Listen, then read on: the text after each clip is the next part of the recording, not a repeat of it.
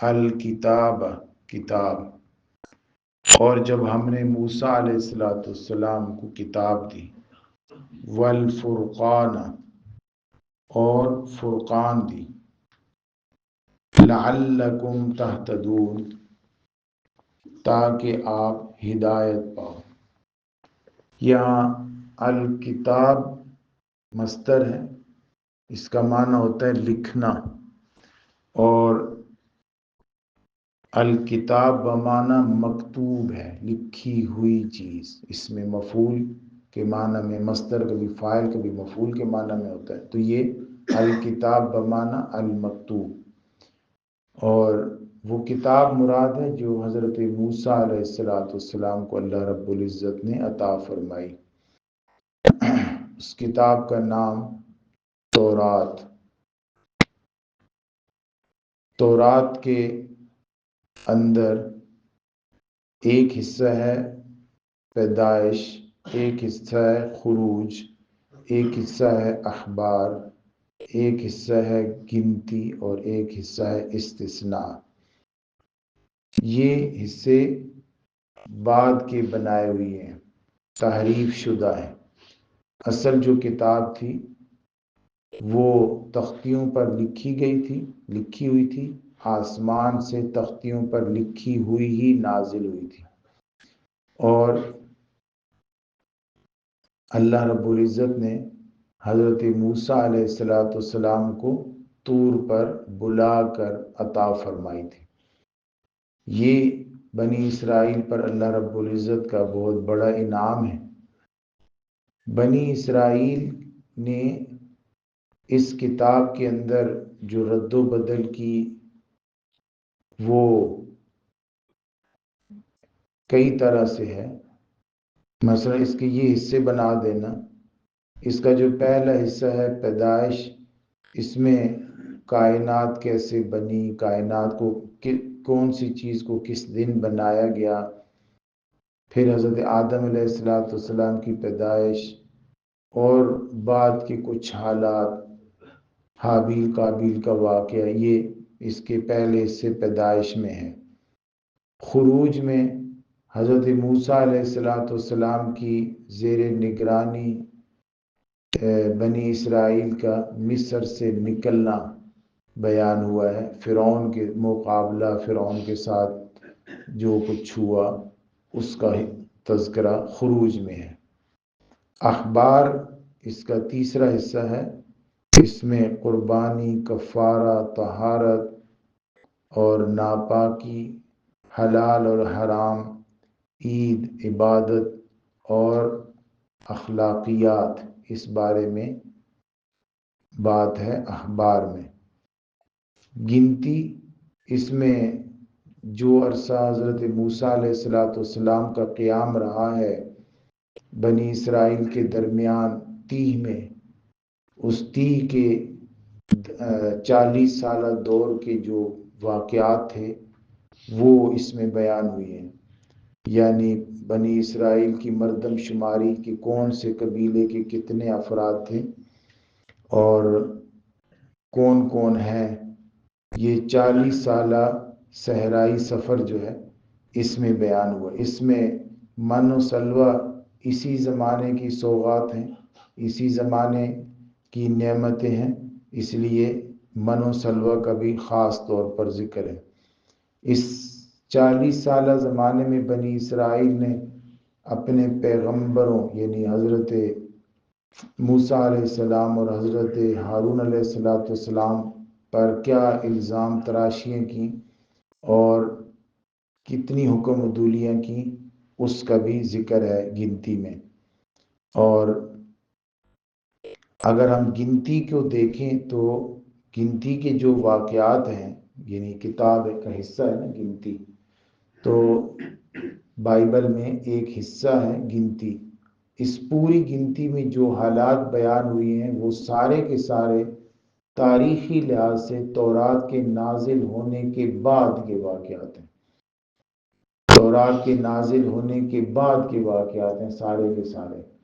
تو وہ تورات کے اندر کیسے آئے، ہمیں پتہ چلتا ہے کہ یہ بالکل تحریف ہے۔ یہ تورات کا حصہ نہیں ہے۔ ہو سکتا ہے کہ کوئی آیت اس کی کسی دوسرے حصے میں ہو اور اس کو وہاں سے اٹھا کے ریفرنس کے طور پر یہاں لکھا گیا ہو، لیکن مردم شماری بنی اسرائیل کے کتنے افراد ہیں، یہ سارا واقعہ من و سلوہ کا واقعہ، یا حضرت موسیٰ علیہ السلام اور حضرت ہارون علیہ السلام پر جو اعتراضات کیے، یا حضرت موسیٰ علیہ السلام کے مواعظ آگے استثناء میں ہیں۔ استثناء میں حضرت موسیٰ علیہ السلام نے بنی اسرائیل کو جو وعظ و نصیحت کی جو سپیچز ہیں وہ ہیں اس میں، اور حضرت موسیٰ علیہ السلام نے تجدید عہد ان سے لیا، وہ ایک پیغمبر جو بار بار اپنی امت سے وعدہ لیتے ہیں کہ عمل کرو گے، تو تجدید عہد اور وعدہ اور وعید کہ جو پورا نہیں کرے گا اس کے لیے کیا وعید ہے اور جو پورا کرے گا اس کے لیے کیا وعدہ ہے، بشارتیں، یہ ساری کی ساری چیزیں استثناء میں ہیں۔ تو گنتی اور استثناء کی جو عبارتیں ہیں یا جو مضامین ہیں، گنتی اور استثناء میں جو کچھ ہے اس میں سے کچھ حصہ تو وہ ہے جو تورات کے دوسرے حصوں سے ریفرنس کے طور پر یہاں پہ نقل ہوا ہے، لیکن زیادہ تر حصہ اس میں وہ ہے جو اصل تورات میں نہیں تھا، جو اصل تورات میں نہیں تھا، اصل تورات کے اندر ان کی طرف سے ڈالا گیا ہے۔ تو قرآن مجید میں تورات کے بارے میں لفظ ارشاد ہوا والفرقان، پہلا تھا الکتاب، دوسرا تھا الفرقان۔ فرقان کا لفظی معنی ہوتا ہے دو چیزوں کے درمیان فرق کرنے والی چیز، کوئی ایسا کیمیکل بھی ہو سکتا ہے، کوئی ایسی چیز بھی ہو سکتی ہے جو اصلی اور نقلی کے درمیان فرق بتائے، پیمانہ ہو سکتا ہے، کوئی بھی ایسی چیز جو دو چیزوں کے درمیان فرق کر دے اسے الفرقان کہتے ہیں۔ تو تورات فرق کر رہی تھی نیکی اور برائی کے درمیان، توحید اور شرک کے درمیان، اللہ کی حکم اور لوگوں کی خواہشوں کے درمیان، یہ فرق بتا رہی تھی۔ تو لیکن اس میں لوگوں نے بہت کچھ وہ ڈال دیا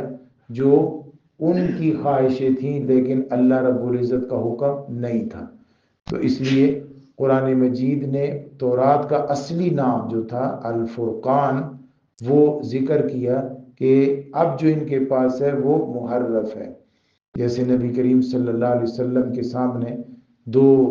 ایک عورت اور ایک مرد کو لایا گیا اور بتایا گیا کہ انہوں نے بدکاری کی ہے اور وہ تھے یہودی، تو حضور صلی اللہ علیہ وسلم نے فرمایا کہ لاؤ تورات اور پڑھو اس میں کیا ہے جب کوئی بدکاری کرے تو اس کی سزا۔ تو وہ پڑھ رہا تھا شخص تورات سے، لیکن جس جگہ پہ رجم کا حکم تھا اس کے اوپر اس نے ہاتھ رکھا ہوا تھا، وہ نہیں پڑھتا تھا۔ تو عبداللہ بن سلام رضی اللہ تعالیٰ عنہ جو اب مسلمان ہو چکے تھے اور پہلے یہودی تھے، عالم تھے ان کے، انہوں نے فرمایا کہ ہاتھ ہٹاؤ اور ہاتھ کے نیچے جو عبارت لکھی ہے وہ پڑھو۔ تو وہ جب پڑھا تو اس میں جو ہے وہ حکم تھا رجم کا۔ تو وہ کیا کرتے تھے کہ امیر آدمی کوئی جرم کرتا تو اس کی سزا کچھ اور رکھی ہوئی تھی، غریب کرتا تو اس کی سزا کچھ اور رکھی تھی، یہ تحریف کرتے تھے، رد و بدل کرتے تھے۔ جیسے نبی کریم صلی اللہ علیہ وآلہ وسلم نے انہیں اس سے پکڑا کہ جو حکم بدکار کا ہے وہ تورات سے پڑھو، تو آپ صلی اللہ علیہ وسلم کے سامنے بھی وہ نہیں پڑھ رہے تھے بلکہ اوپر نیچے سے پڑھ رہے تھے، جہاں پہ رجم کا حکم تھا اس کو چھپا رہے تھے۔ تو فرق کرنے والی چیز جو اللہ رب العزت کی طرف سے تھی ان کے درمیان وہ تورات تھی، جسے انہوں نے اپنی خواہش کے مطابق بدل دیا۔ اللہ رب العزت اس کتاب کو، اس فرقان کو بنی اسرائیل کے لیے ایک بہت بڑی نعمت گن رہے ہیں کہ ہم نے یہ نعمت تمہیں اس لیے دی تھی لعلکم تہتدون، تاکہ تم اللہ رب العزت کے راستے پر، صراط مستقیم پر، اللہ رب العزت کے حکم کو پورا کرنے کے لیے جنت کے راستے پر چل سکو۔ اللہ رب ہمیں قرآن مجید میں تحریف سے محفوظ فرمائے اور قرآن مجید کو اللہ کے حکم کے مطابق اس پر عمل کرنے کی توفیق عطا